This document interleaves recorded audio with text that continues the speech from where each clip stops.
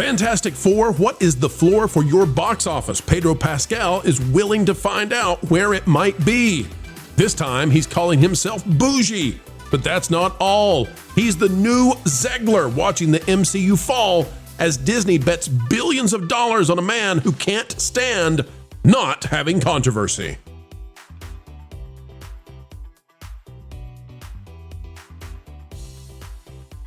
Hello, folks, and welcome back to the Pro Channel. It is a joy as ever to have you as we endeavor explaining entertainment. Keeping you ahead of the culture curve is what we do. We're happy to do so. Folks, as we get started, click the like button, and we'll show you why Pedro Pascal might be the worst selection in the history of superhero films, as well as Star Wars, driving audiences far, far away from what Disney wants them to come see in the coming years. Here we are again. This time, we're somewhere we don't often go, out.com. We don't recommend it, but this is where we found the story, so we're going to go with it. Pedro Pascal says he's a lazy 50-year-old bougie bee, and that's mood. Let me say it again for those of you out there who may have just spat your coffee, and yes, that is the first time I've had the opportunity to use the past tense of spit on the channel. For those of you who just spat and sputtered your coffee, your tea, your water, wherever you might be in your cubicle or your minivan, Pedro Pascal says he's a lazy 50-year-old bougie bee. 3 B's, $3 billion, are riding on this man managing to shut up and let Disney release movies that they mistakenly chose to put him in. And here he goes again. Pedro Pascal has gone viral. This time while attending the grand premiere of From the World of John Wick Ballerina and being spotted in a video declaring that he's a bougie bee. Sam Cornforth, a self-proclaimed Welsh man-child with over 450,000 followers on Instagram and 480,000 followers on the TikToks, attended the London premiere of Ana de Armas, latest movie from the world of John Wick Ballerina. Even though Pascal isn't credited to appear in the film, the materialist, The Last of Us, and the Fantastic Four First Steps actor was also in attendance. As Pascal made his way up the movie theater, Cornforth and a few other attendees in premiere screening recorded the actor walking right by them. And yet, judging by his reaction, Cornforth was clearly not prepared for what Pascal said, which was captured in the video. Folks, we have said video, and although we hesitate to bring Cornforth to you, we will bring forth the corn. Here we go, folks. Here is... Hang on, we got it. Hang on, let's see if we got it. Jonas, is it looking good? Do you have the audio? I am a lazy 50. Good enough. I am a lazy 50-year-old bougie.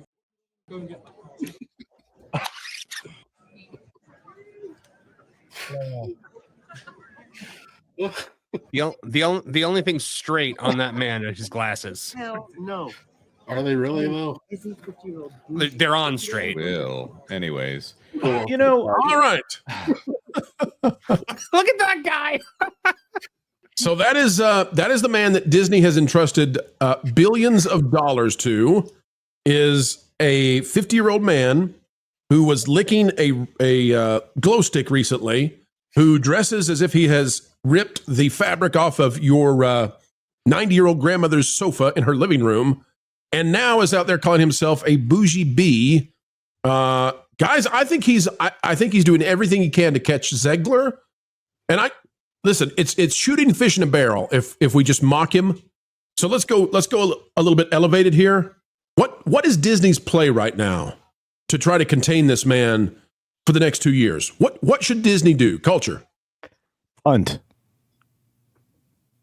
Oh, you mean punt Pedro? You mean we're going to? Yeah, at this point, I mean, you asked me what play, and I would treat every down as fourth down if you're Disney right now, and just punt, get the ball far away from the end line, because this guy isn't going to help you, and you're always playing defense whenever he's around. It's very Ziegler-like. In fact, he may be the replacement Ziegler. He's like you defeated boss level Zegler, and now you have boss level Pedro.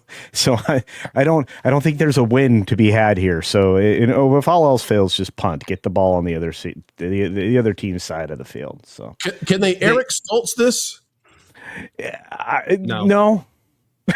No, they just got done shooting two emergency two emergency what do you call them, reshoots that were way beyond pickup shots, right? They were trying to reform the entire third act, and this man is involved. You guys keep saying it, and it's not an exaggeration if you're in the audience to say that there's $2 billion worth of material this man is set to compromise in a Zegler fashion.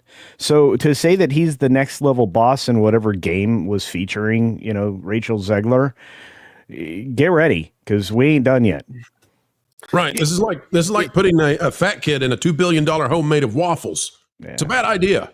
I don't think you're going to see Disney do anything. There's going to have to be backlash to the Pedro behavior for anything to happen. We're going to have to start seeing dislikes racked up on trailers. We're going to have to see movies bombing. We have not seen any of that yet. I mean, Fantastic Four has got a ticking clock and a cell phone strapped to it. But I think that once you start seeing people push back, that's when Disney's going to have to be like, dude, you have to calm down. Well, now this one, I have a harder time. Like, he was caught in a moment where he's with a private friend. It's not like he's putting out statements the way Zegler was doing. So this one I'm not as pushy back on, because do whatever you want in your free time. You're out with a friend seeing a movie. You don't know that you're being recorded. Though I guess I have to assume when you're a Hollywood celebrity, assume you are always being recorded when you're out in public. Yeah. And look, he's of the impression he's one of the biggest stars on the planet. And I just want to be clear, I didn't say he's one of the biggest stars on the planet. No. He's of the impression that he's one of the biggest stars on the planet. So, but I agree. If you go by pure volume, but we all know. Hold on, culture. That's also the impression they want you to have too, though. We've got multiple theater kids on this panel. That moment when that everyone can see you. And that you're speaking at a volume that you can be heard. You know how to have a quiet conversation in public.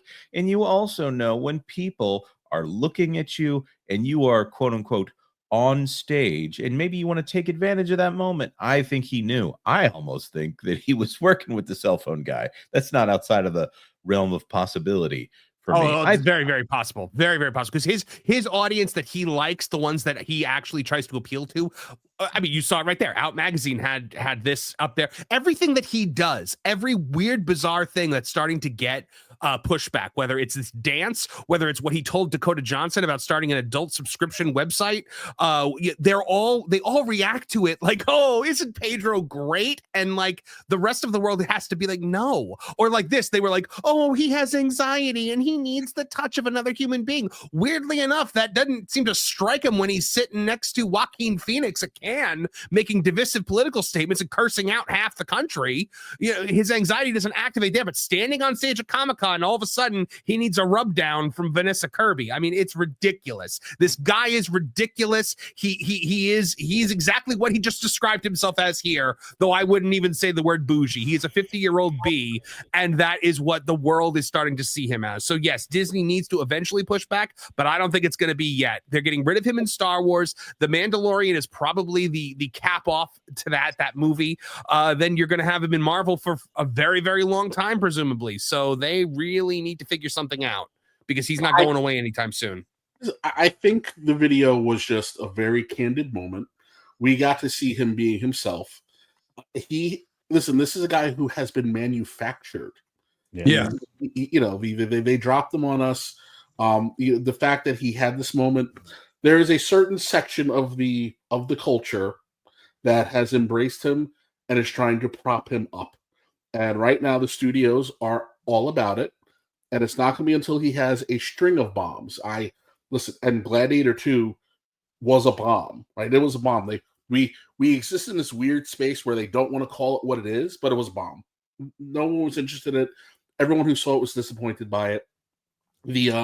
And he's only been outsoyed by what's his name, who's I can't think of right now. The Fantastic Four. No one cares enough about this movie to even say I don't think it's going to be good, and that's a bloody disaster.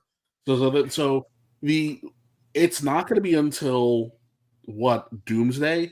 If Doomsday does not make the $70 jillion plus that they needed to make, then maybe you'll start seeing people push back. But his behavior is not going to be called out. Again, it's celebrated by that certain segment that wants to have him propped up. it's the last vestige of we need to replace men with these henpecked soy boys. And he is their champion right now. So let him prance along, give him a Starbucks gift card, and let's just ride this out until it loses steam, because it's going to come.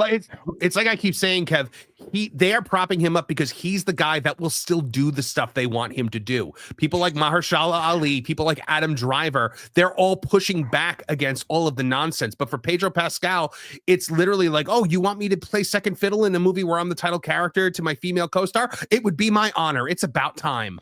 Like, that's why they keep going to him. This is the guy cuddle buddy, in order to support what you're talking about here, Marvin. This is the guy that's going to, go cuddle on another dude. It's like him and Oscar Isaacs now, who's definitely a dude cuddle buddy. And so's this Paul Mescal guy who actually Kevin and I are doing a video on this week. So it's gonna be one of those situations where he's literally the poison that they don't want you to detect. I'm going to say it this way. There is so much incongruity right now. If you go to the Marvel channel, there's 21.5 million quote unquote subscribers over there. Supposedly the First Steps trailer has 20 million views, and it only has 10 million, it only has 10% dislikes, which means there's 48,000 dislikes to 480,000 likes. The reason I bring all of these numbers up is because those are incongruent with reality.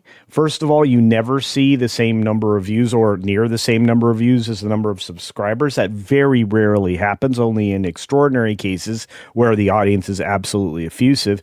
And to Kevin's point and to Marvin's point, who Marvin's been making and writing, there's apathy here. Nobody cares about this upcoming film, and people care even less about Pedro Pascal. And not only is he manufactured, he's disliked for being so manufactured. I have a feeling that we are going to see a long line of dominoes falling over when it comes to Pedro Pascal's career with Disney. I think we will get to Doomsday, but I don't think we'll get any further because he's the wrong guy to invest in. Just look at him. Let me toss this to you guys as we get ready to wrap up this particular conversation. What I think about this is, would you, as a casting director or as someone managing Disney's assets and future products and movies, would you ever put Jojo Siwa in charge of the Avengers?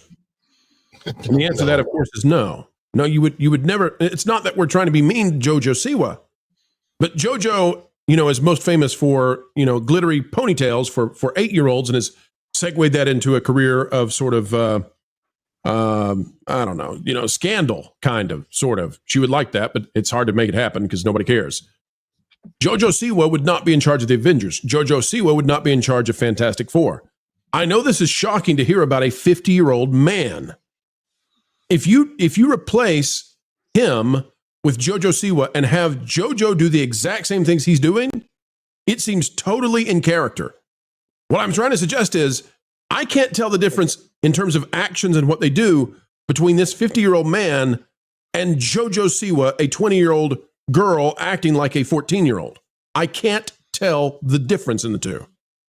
And I don't I was just going to say, it's very strange to me that the whole Pedro Pascal, I don't know why he came up in Hollywood so fast as he did. I don't know why he's in everything. I don't really think he's good in virtually anything. Maybe he can kind of do comedy a little bit, but he just, for me, anything that he's in, he's a turnoff. Like the Mandalorian as a voice actor. That's like, it was like he was, and basically because the stoicness of that character, he could just read the lines in a very stoic voice for the most part, doesn't have to show emotion, and it seemed to work for the first couple of seasons, and then it just kind of died off for me.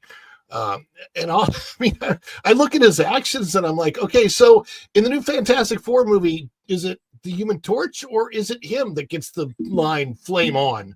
Because I can't figure it out. Now, and I think Jon Favreau made a big mistake in casting this guy originally. I think that's what gave this rise to Pedro. And, you know, this is like Zegler. Spielberg made a horrible decision to put Zegler in charge of his movie, and it's damaged a bunch of companies that tried to follow suit. You know, they're like investors following Warren Buffett. And when these big players make these decisions, these people get just acting job after acting job. Pedro clearly, as a voice actor with a little synth voice over the top of him and no emotion, can do it. Beyond that, look out. And that's a wrap, ladies and gentlemen. We are done for now, but don't worry. Do not fret. Not yet, for more content is still coming your way 4 times a day right here on the Pro Channel. What a joy it has been to share our time with you. We hope you feel the same. Adding value to your every single day is our job here, and we take it very seriously. Folks, the only thing we ask in return is that you consider clicking that like button. Share, subscribe, click it. Stick it to those algorithms. It's the notification bell. And drop a comment right on down below. And folks, if you'd like to subscribe to our partner YouTube channels, That Park Place, That Pod Place, That Game Place, and some of those radio stations like Vacation Radio, well, we certainly would appreciate it. Until the next time we have the honor of spending time and being invited into your day, folks, we go on our way saying this: keep learning, keep growing, and as always, keep having fun. Jump into the water! Why listen to music made by people and companies who really don't like you? Check out Vacation Radio today and prepare for all new content made by the people behind the WDW Pro Channel. It's the place you need for all the music. That should be fun.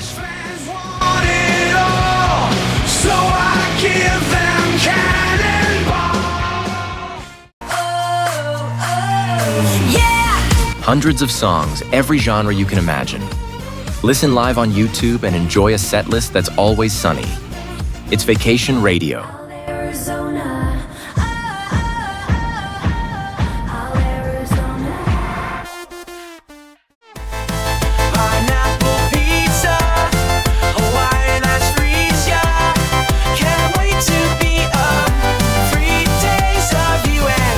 What are you waiting for? Every WDW Pro video has a link to Vacation Radio in the video description. Try it out and subscribe today. 3 days of